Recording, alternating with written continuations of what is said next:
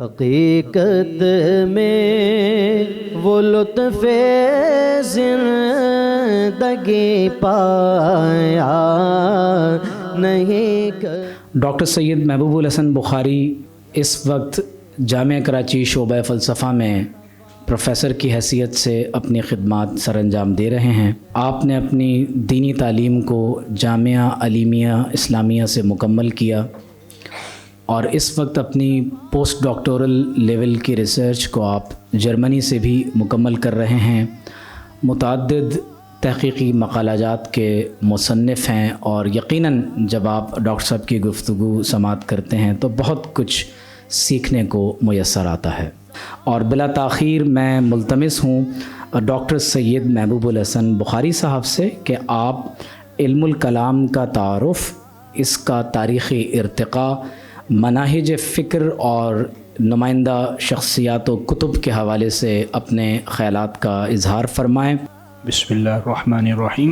وَلَقَدْ آتَيْنَا لُقْمَانَ الْحِكْمَةَ نِشْكُرْ لِلَّهِ صدق اللہ العظیم۔ سامعین کرام، السلام علیکم ورحمۃ اللہ وبرکاتہ۔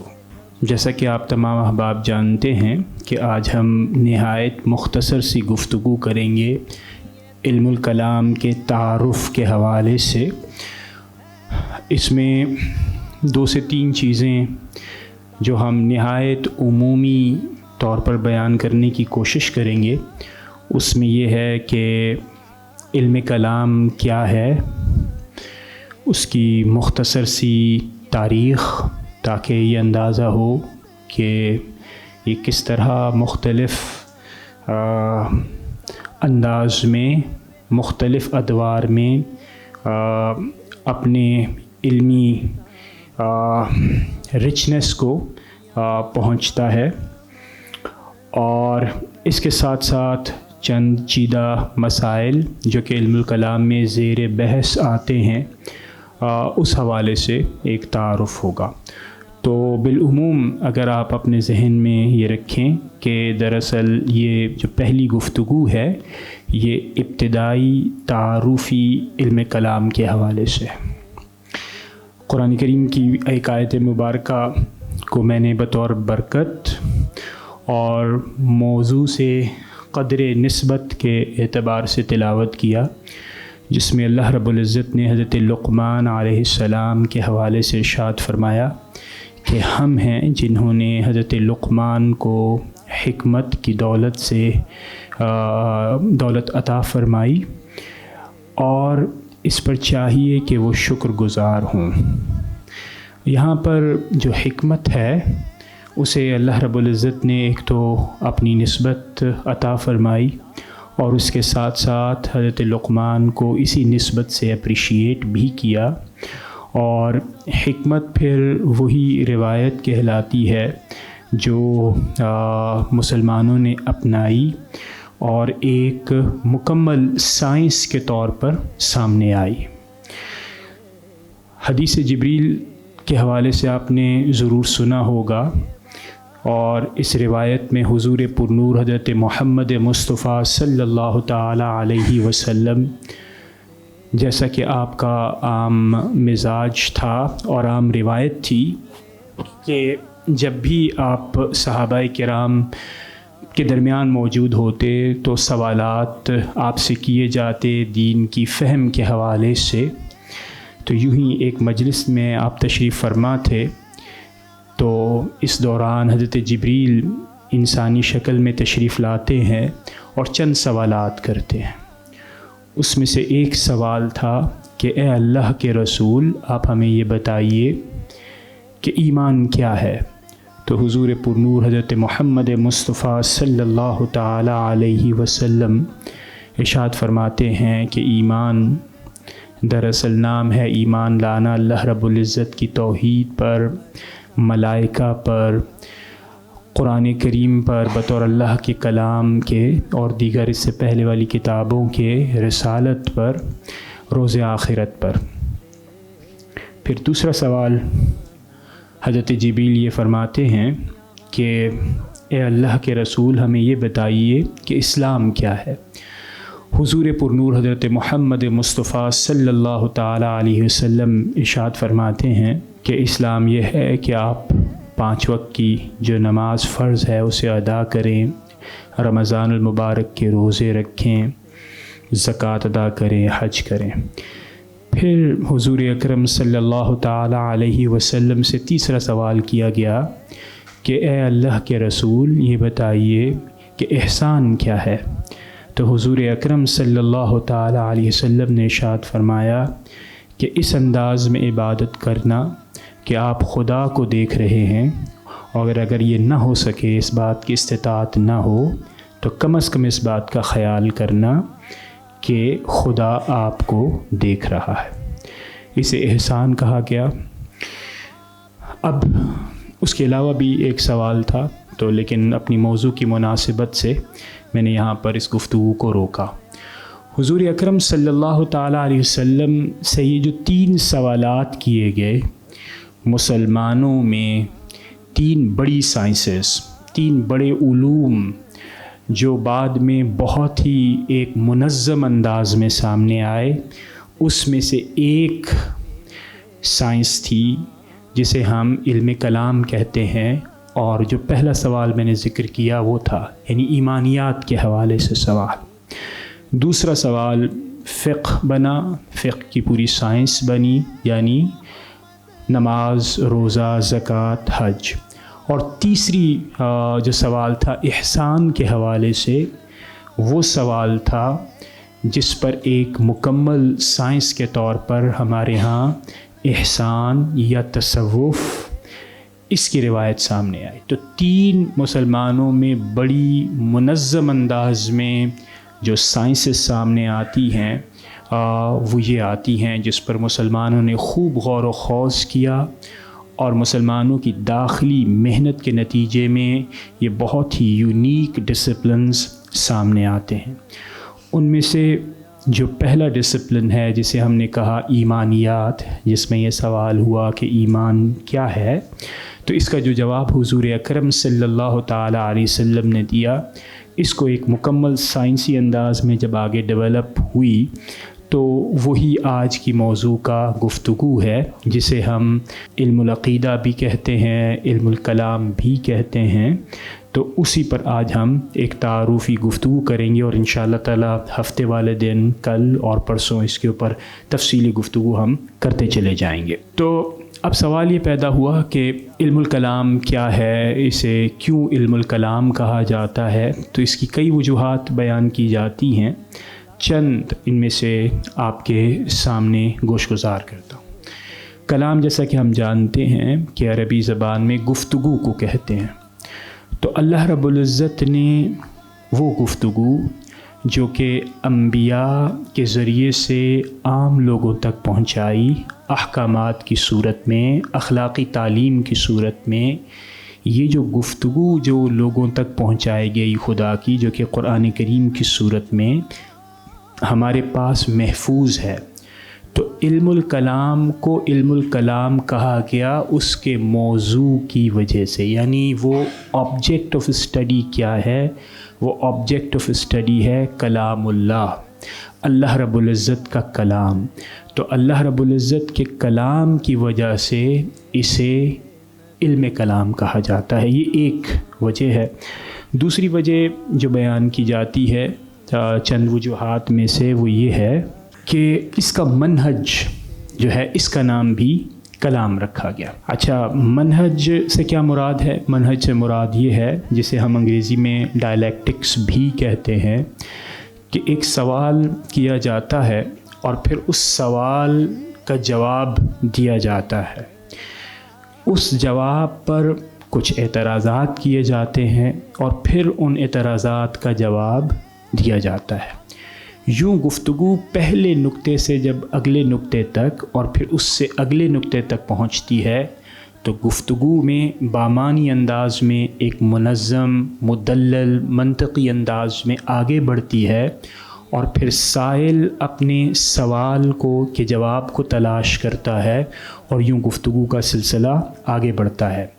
اس پورے عمل کے اندر آپ دیکھیں گے تو موضوع یا سوال مزید نکھرتا ہوا نظر آئے گا، اس کے اعتراضات کی وجہ سے اس میں مزید گہرائی آئے گی، اور پھر جوابات کو تلاش کر کے مزید اعتراضات جب سامنے آتے ہیں تو گفتگو میں مزید نکھار پیدا ہوتا ہے۔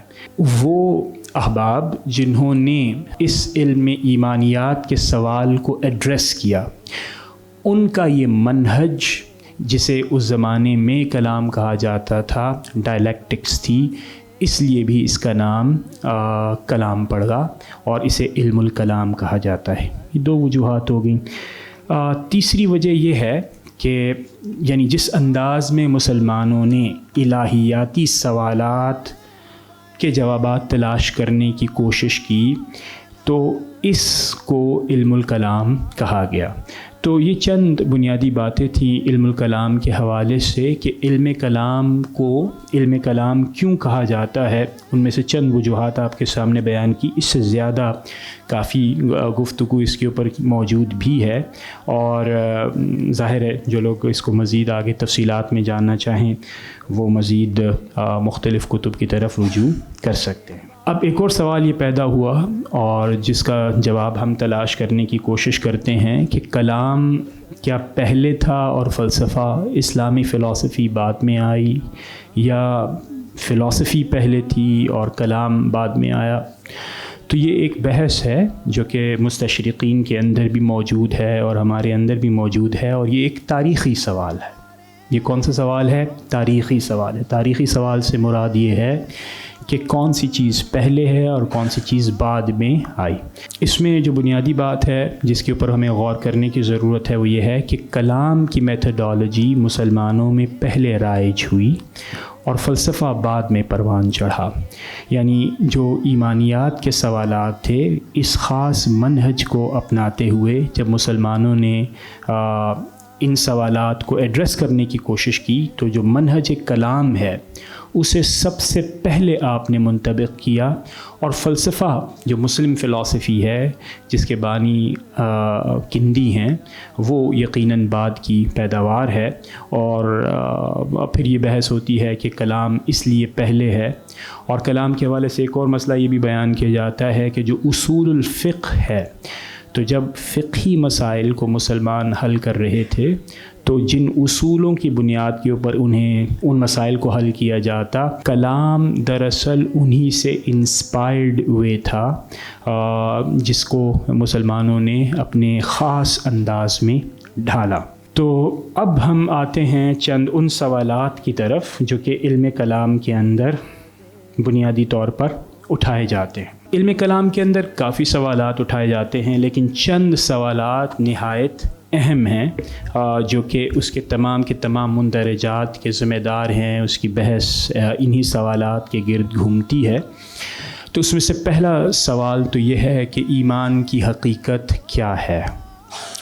ایمان کی حقیقت کیا ہے سے مراد یہ ہے کہ کیا ایمان محض زبان سے اقرار کا نام ہے، دل کی تصدیق کا نام ہے، یا ایمان اور اعمال کا آپس میں تعلق ہوتا ہے، کیا اس میں لزوم ہے؟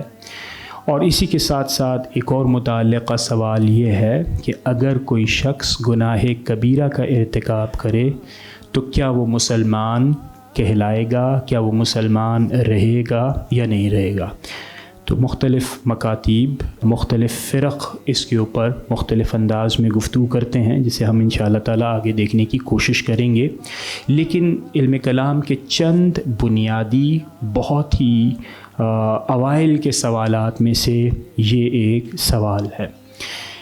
یہ سوال اگر ہم آج کی دنیا میں دیکھنے کی کوشش کریں تو اس سوال سے جڑی ہوئی بات یہ ہے کہ کیا آپ کسی بھی شخص کے ایمان کو جان سکتے ہیں؟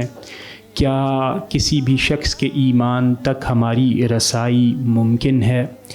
تو جس معاشرے کی آج ہم میں موجود ہیں، یہاں جسے عرف عام میں لبرل اور لبرل سیکولر کہتے ہیں، اس کے اندر یہ سوال اٹھانا اس لیے غیر معقول سمجھا جاتا ہے چونکہ جو غالب اقلیت اس وقت موجود ہے اس کا خیال یہ ہے کہ ایمان کا سوال اٹھانا کسی کے حوالے سے اور یہ کہنا کہ فلاں مومن ہے فلاں مومن نہیں ہے، تو اس کے بارے میں یہ کہا جاتا ہے کہ آپ کو ججمنٹل نہیں ہونا چاہیے، یعنی کسی کے ایمان کے حوالے سے آپ کو رائے نہیں دینی چاہیے۔ اس سوال کو ہمارے ہاں یعنی اسلامی معاشرت کے اندر اس انداز میں کبھی بھی نہیں دیکھا گیا۔ اسلامی معاشرت کی تنظیم میں ایمان کا سوال نہایت اہم ہے، لہٰذا ایمان کے بارے میں جاننا ممکن بھی ہے، اور نہ صرف جاننا ممکن ہے، اسی وجہ سے ہمارے ہاں چند کلامی مباحث میں بنیادی سوالات میں سے سوال یہ ہے کہ ایمان کیا ہے۔ اور جب ہم ایمان کی تعریف کرتے ہیں، جب ہم یہ بتاتے ہیں کہ ایمان اس چیز کا نام ہے، اس چیز کا نام نہیں ہے، تو دراصل ہم یہ کہہ رہے ہوتے ہیں کہ ایمان کو جانچنے کی کافی حد تک ہمارے اندر یہ صلاحیت موجود ہے کہ کسی دوسرے کا ایمان ہم طے کر سکتے ہیں۔ کیوں؟ اس لیے کہ معاشرے کے اندر جب ہم ذمہ داریوں کی تقسیم کریں گے تو اس میں یہ بنیادی سوال ہوگا کہ فلاں شخص مومن ہے یا مومن نہیں ہے، اور اس کا کیا بطور سٹیزن سٹیٹس ہے، اس کے لیے اس سوال کو جاننا بھی ضروری ہے۔ تو اس لحاظ سے آپ دیکھیں کہ حضور اکرم صلی اللہ تعالیٰ علیہ وسلم کے وصال کے بعد اس بات کی یعنی جب یہ سوال اٹھایا گیا کہ ایمان کیا ہے، تو پھر اس کے جوابات کو تلاش کرنے کے لیے مختلف مناہج اور مختلف طریقوں کا استعمال کیا گیا۔ تو پہلا اور بنیادی سوال یہی ہے کہ ایمان کی حقیقت کیا ہے، اور اس سے بالکل جڑا ہوا سوال یہ ہے کہ اگر کوئی شخص گناہ کبیرہ کا ارتکاب کرے، اور جو کہ ظاہر ایک عمل ہے، تو کیا کوئی شخص مومن رہے گا یا نہیں رہے گا۔ دوسرا سوال یہ ہے کہ کیا انسان اپنے اعمال میں مکمل خود مختار ہے، آزاد ہے، یا مجبور محض ہے۔ یہ سوال جو میں جس انداز میں کر رہا ہوں نہایت سادہ ہے، بہت ہی سطحی ہے۔ ابتدا کے اندر یقیناً یہ سوال موجود تھا، لیکن اس کے بعد یہ مزید پیچیدہ اور کمپلیکیٹڈ ہوتا گیا، کیونکہ جب جوابات آئے، جوابات کے اوپر اعتراضات آئے۔ لیکن دوسرا بنیادی سوال جو علم کلام میں اٹھایا گیا وہ ہے کہ انسان اپنے اعمال میں خود مختار ہے یا نہیں۔ ٹھیک ہے۔ تیسرا سوال یہ بھی بہت زیادہ گفتگو میں آتا ہے، بلکہ آج تک جب بھی مختلف لوگ مختلف رائے کا اظہار کرتے ہیں تو یہ سوال بھی سامنے آتا ہے، اور وہ یہ ہے کہ کیا قرآن کریم حضور اکرم صلی اللہ تعالی علیہ وسلم کے دور کی خاص تقاضوں کے مطابق نازل ہوا؟ یعنی کیا تاریخی طور پر دیکھا جائے تو قرآن کریم جو حضور اکرم صلی اللہ تعالیٰ علیہ وسلم پر جب وحی نازل ہوئی، جو کہ 7ویں صدی عیسوی ہے، کیا اس دور کی پیداوار ہے؟ کیا اس معاشرت کے تقاضوں کی پیداوار ہے جو کہ عربز کی تھی اور مکہ میں بھی تھی اور مدینہ میں تھی؟ تو کیا قرآن کریم دراصل اس خاص معاشرت کی پیداوار ہے، اس میں پیدا ہونے والے مسائل کا حل ہے، اس زمانے کا حل ہے، یا قرآن کریم جسے علم کلام کی زبان میں کہتے ہیں غیر مخلوق ہے؟ تو سوال یہ ہے کہ کیا قرآن کریم مخلوق ہے، یعنی اس زمانے کی پیداوار ہے، اس کے تقاضوں کی پیداوار ہے، خاص اس معاشرت کی پیداوار ہے، یا قرآن کریم غیر مخلوق ہے؟ اور اس کا مطلب کیا ہے کہ قرآن کریم کسی بھی زمانے کی پیداوار نہیں ہے، ان سے بہت بلند ہے۔ یہ ہے تیسرا سوال، اور اس کے اوپر بھی انشاءاللہ تعالیٰ آگے جا کے ہم گفتگو کریں گے۔ اور پھر ایک اور بہت بنیادی سوال یہ ہے کہ خدا دراصل کیا صرف اور صرف ایک ذات کا نام ہے، یا خدا صفات کا نام ہے، یا ان کا آپس میں تعلق کیا ہے؟ تو جو سوال ہمارے سامنے آتا ہے وہ یہ ہے کہ خدا کی ذات اور خدا کی صفات کا آپس میں تعلق کیا ہے؟ اور پھر چوتھا یا پانچواں سوال یہ ہے کہ مسلم معاشروں میں قیادت کس کا حق ہے، اور پھر اس کی صفات کیا ہیں. تو یہ چند بہت بنیادی نوعیت کے سوالات میں نے آپ کے سامنے پیش کیے، اور پھر ہم اس کو مزید آگے جا کے اس کے اوپر گفتگو کرتے ہیں کہ یعنی ان سوالات کے جوابات تاریخ میں کس انداز میں دینے کی کوشش کی گئی. جیسے کہ میں نے پہلے کہا کہ ایمان کیا ہے، یعنی کس چیز کا نام ہے، یہ سوال اٹھا، اور اس کے ساتھ ساتھ پھر یہ سوال اٹھا کہ اعمال کا ایمان کے ساتھ کیا تعلق ہے. فرض کیجئے کہ کوئی شخص گناہ کبیرہ کا ارتکاب کرتا ہے تو اس کے ایمان کے حوالے سے کیا حکم ہے. تو اس حوالے سے جو بنیادی بات ہے کہ فرض کیجئے کہ کوئی شخص گناہ کبیرہ کا ارتکاب کرتا ہے، جب یہ سوال اٹھایا گیا تو ایک بحث کا آغاز ہوا. وہ بحث کچھ یوں تھی کہ بعض لوگوں کا یہ خیال تھا کہ اگر کوئی شخص گناہ کبیرہ کا ارتکاب کرتا ہے تو وہ صاحب ایمان نہیں رہتا ہے، وہ صاحب ایمان نہیں رہتا ہے.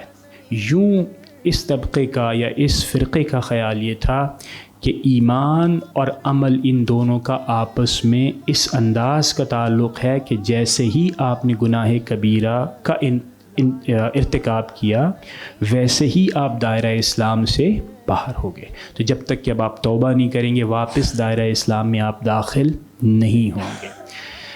اس فرقے کو کہا گیا ہے خوارج. جو یاد مصطفیٰ سے دل کو بہلا یا